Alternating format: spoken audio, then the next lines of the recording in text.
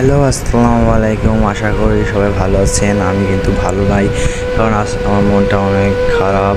কখনো ভাবি না যে এই জায়গাতে আসবো। সারা জীবন তো ফোনে সব জায়গাতে শুনে আসছি ম্যাচ আছে, ছাত্ররা মেসে থাকে, ছাত্ররা হোস্টেলে থাকে। আজ আসলাম সেই ছাত্রদের সেখানে।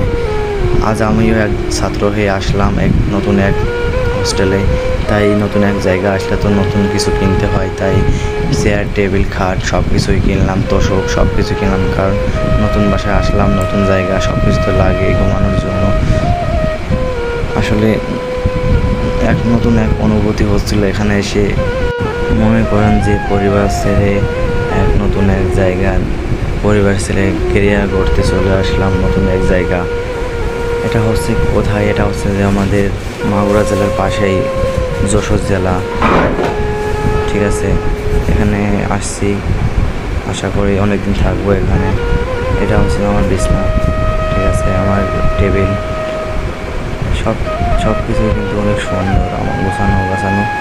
এটা এখানে কিন্তু মেসের মধ্যে ভালো একটা নিয়ম আছে, কারণ মেসের মধ্যে কেউ আছে ম্যানেজার, কেউ আছে পরিচালক।